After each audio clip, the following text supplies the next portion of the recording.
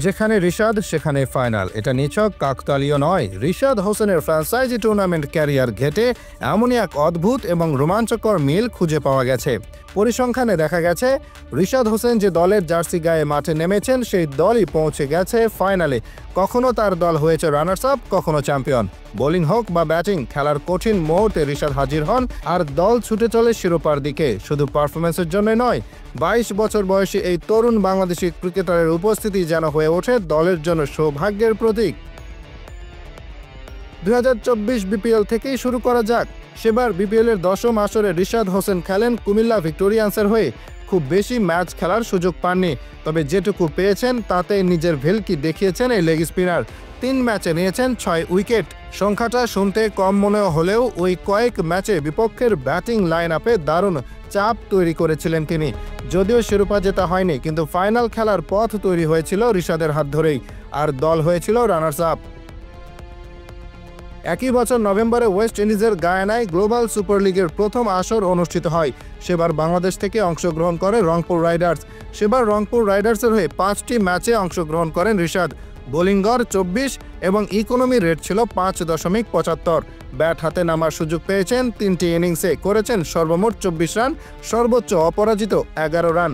সেবার ফাইনালে রংপুর রাইডার্স 56 রানে ক্রিকেট ভিক্টোরিয়াকে পরাজিত করে প্রথম গ্লোবাল সুপার লিগের চ্যাম্পিয়ন হয়, আর রিশাদ হয়েছেন টুর্নামেন্টের অন্যতম সেরা বোলার।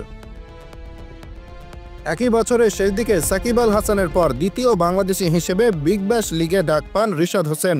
সেবার হোবার্ট হ্যারিকেন্সের হয়ে অংশগ্রহণের পরিকল্পনা থাকলেও বিপিএলে ফরচুন বরিশালের হয়ে খেলার জন্য শেষ পর্যন্ত খেলতে পারেননি তিনি। তবে রিশাদ না খেলতে পারলেও তাকে দলে ডেকে নিজেদের সৌভাগ্যই যেন ডেকে এনেছিল দলটি। ফলস্বরূপ ফাইনালে সিডনি থান্ডারকে 7 উইকেটে হারিয়ে প্রথমবারের মতো বিবিএলের শিরোপা জেতে হোবার্ট হ্যারিকেন্স। 2025 সালে বিপিএলের একাদশ আসরে রিশাদ হোসেন ফরচুন বরিশালের হয়ে খেলেন। ব্যাটে বলে দলের জন্য গুরুত্বপূর্ণ অবদান রাখেন এবং সেবার ফরচুন বরিশাল তাদের দ্বিতীয় বিপিএল শিরোপা অর্জন করে।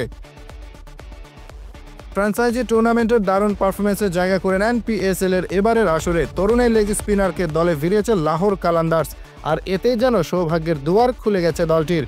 পয়েন্ট টেবিলের 4 থেকে পয়েন্ট টেবিলের 2-এ থাকা ইসলামাবাদ ইউনাইটেডকে হারিয়ে পৌঁছে গেছেন ফাইনালে। এই ম্যাচে 3 ওভার বল করে 34 রান দিয়ে গুরুত্বপূর্ণ 3টি উইকেট নিয়ে রিশাদ পেয়েছেন একটি সোনালী আইফোন। 25 মে শ্বাসরুদ্ধকর ফাইনালে পয়েন্ট টেবিলে শীর্ষে থাকা কোয়েটা গ্ল্যাডিয়েটর্সকে 6 উইকেটে হারিয়ে নিজেদের তৃতীয় পিএসএল শিরোপা ঘরে তুলে নেয় লাহোর কালান্দার্স। 2 বছরের এই ধারাবাহিকতা কেবল কাকতালীয় নয়, এটা প্রমাণ করে রিশাদ মাঠে এলেই দলের ভিড় শক্ত হয়। তিনি শুধু বল ঘুরিয়ে প্রতিপক্ষের মাথা ঘুরান না, তার উপস্থিতি যেন দলের আত্মবিশ্বাসও বাড়িয়ে তোলে।